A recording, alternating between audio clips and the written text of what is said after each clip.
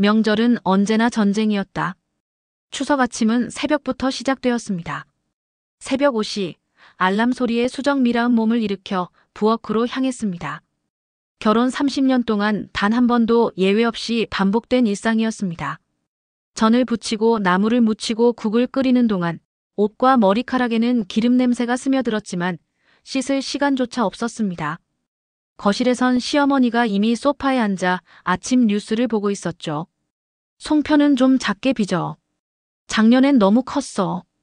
시어머니의 짧은 한마디에 수정은 짧게 네, 어머님이라고 답하며 손을 더 빨리 움직였습니다.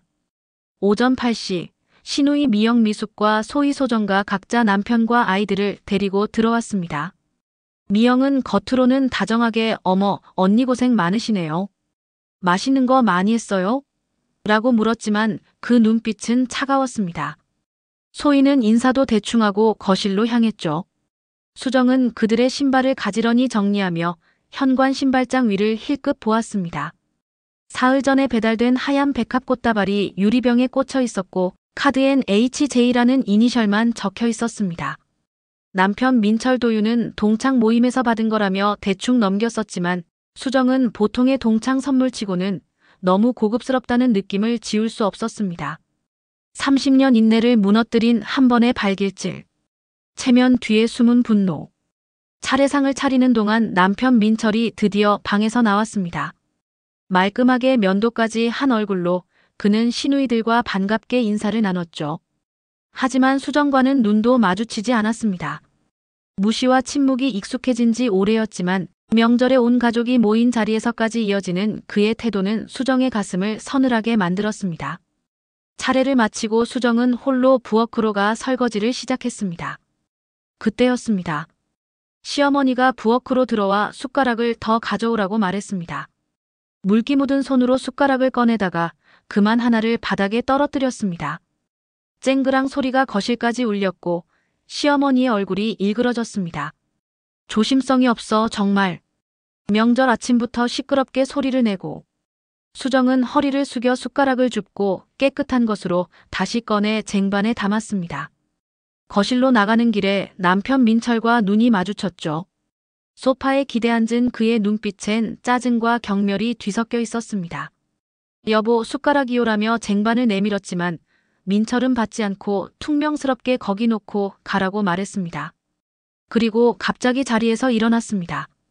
결정적 한방, 그리고 복수의 시작. 당신 아침부터 왜 그 모양이야? 손님들 앞에서 숟가락이나 떨어뜨리고 음식도 제대로 못하고 쪽팔려서 나 참. 민철의 목소리가 낮고 날카로웠습니다. 거실에 있던 시누이들과 시어머니가 모두 이쪽을 쳐다보았습니다. 수정이 당황해서 여보, 그게 아니라라고 더듬자 민철은 한 발 더 다가와 갑자기 오른발을 들어 수정의 정강이를 걷어찼습니다. 맨발이었지만 힘이 꽤 실려 있었죠. 수정은 비틀거리며 뒤로 물러나 겨우 벽에 손을 짚었습니다.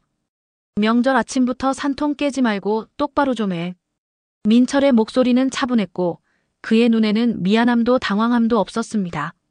시누이 미영이 피식 웃는 소리가 들렸고 소희는 입꼬리가 살짝 올라가 있었습니다. 시어머니는 아무 말도 하지 않은 채 다시 자리에 앉았습니다. 수정은 부엌으로 돌아와 싱크대에 두 손을 짚었습니다. 가슴이 두근거렸고 목구멍이 막힌 것처럼 답답했습니다.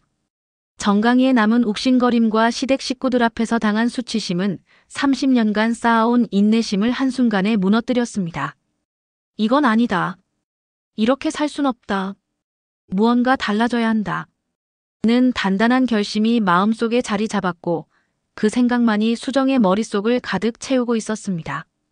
의심의 씨앗, 그리고 진실을 향한 첫걸음. 반복되는 일상 속 이상한 징조. 추석 연휴가 끝났지만 수정의 마음은 여전히 무거웠습니다. 정강이의 멍은 닷새가 지나서야 흐릿하게 사라졌지만 그날의 수치심은 쉽게 지워지지 않았죠. 설거지를 하다가도 장을 보다가도 불현듯 그 순간이 떠올라 손이 떨렸습니다.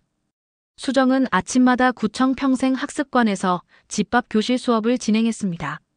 수강생들은 주로 50대 후반에서 60대 초반의 여성들이었고 그들의 웃음 속에는 명절 노동의 쓸쓸함이 배어 있었습니다.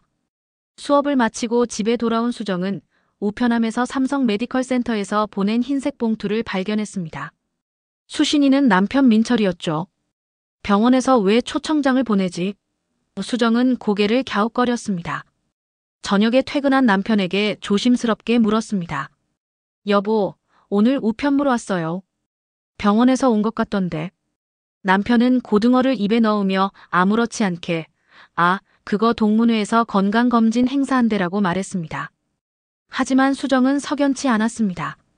남편이 다니는 대학 동문회가 그렇게 끈끈한 줄도 몰랐고 갑자기 VIP 초청장이라니 이상했죠. 수정은 넌지시 그 동창분이 여자예요? 남자예요? 라고 물었습니다. 남편의 손이 멈칫했습니다.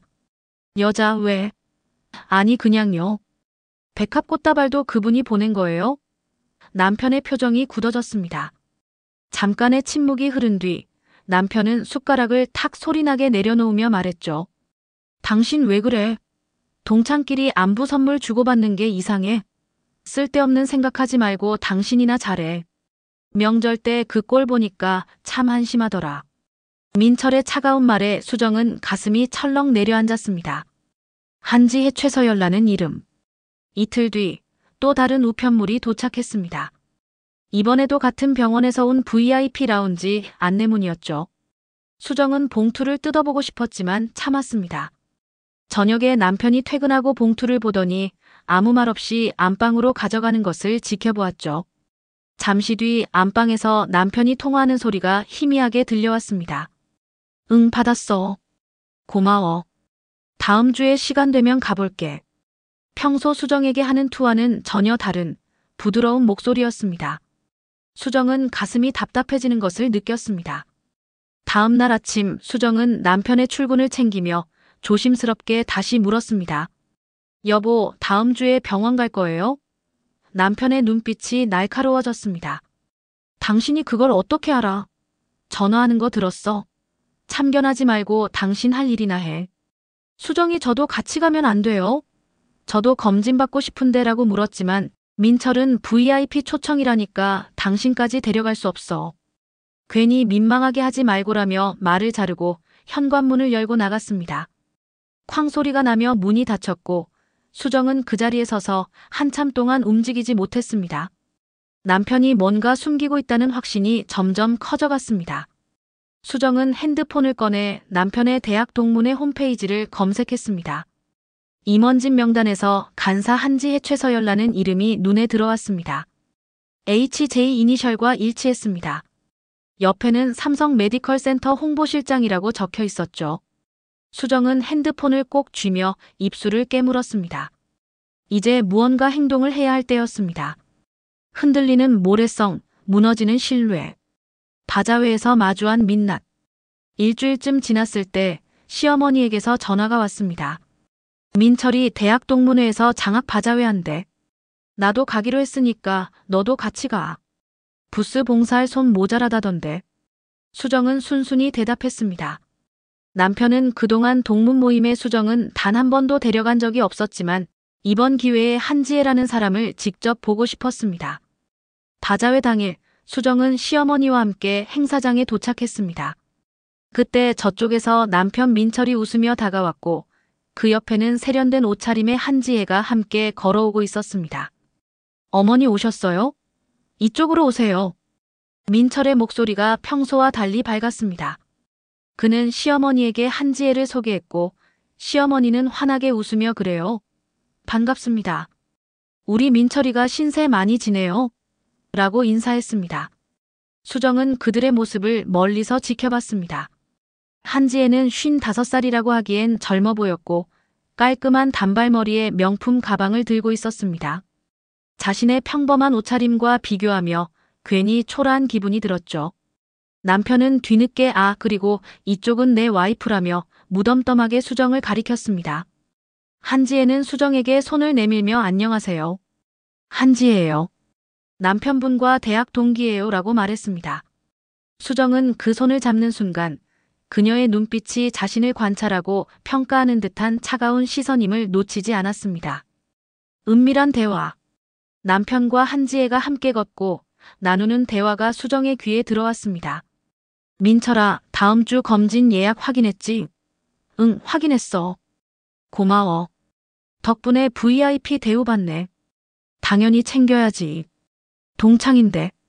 그들의 자연스럽고 편안한 대화는 수정에게 단 한 번도 보여준 적 없는 민철의 모습이었기에 가슴을 답답하게 만들었습니다.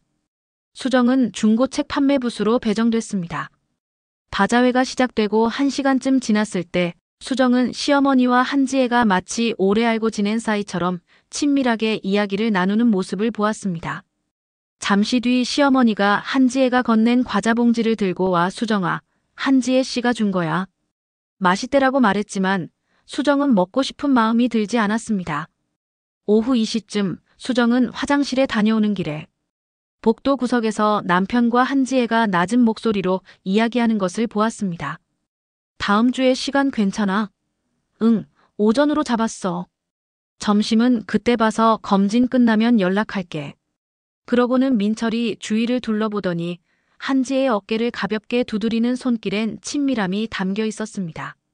수정은 숨이 막히는 것 같았고 심장이 빠르게 뛰었으며 손바닥에 땀이 났습니다. 단순한 동창 사이가 아니라는 확신이 점점 커져갔습니다.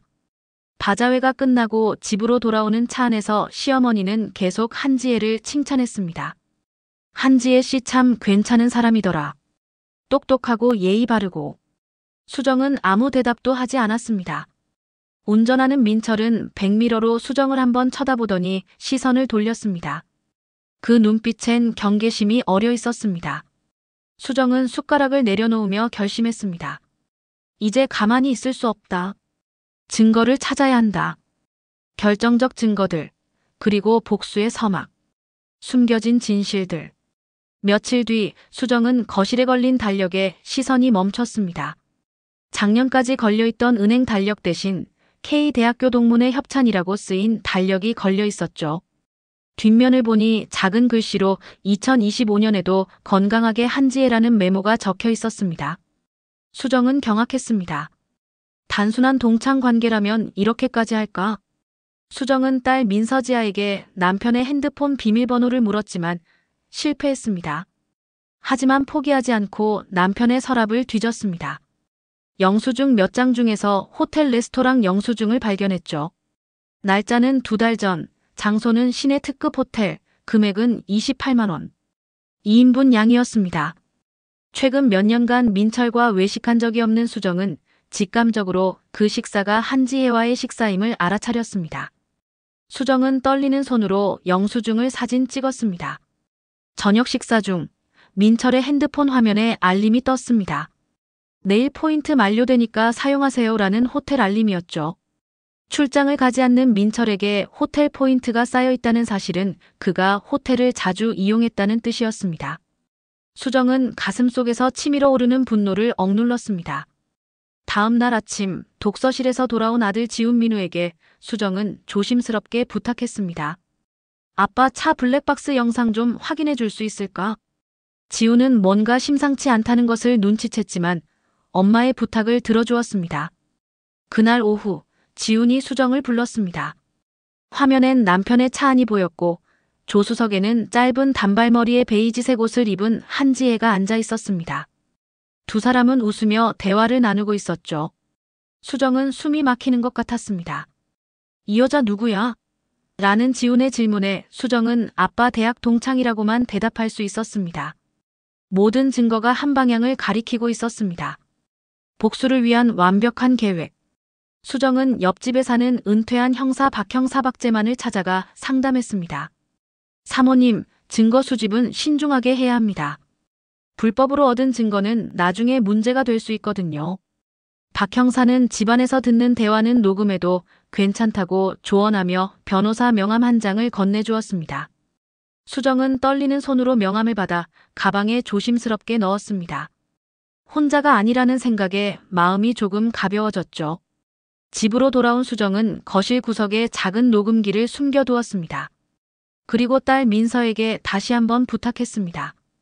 아빠가 검진받고 돌아오면 핸드폰 잠깐 빌려달라고 해봐. 내 핸드폰이 고장났다고 하면서. 민서는 고개를 끄덕였습니다. 오후 4시쯤 민철이 돌아왔습니다. 평소보다 기분이 좋아 보였죠.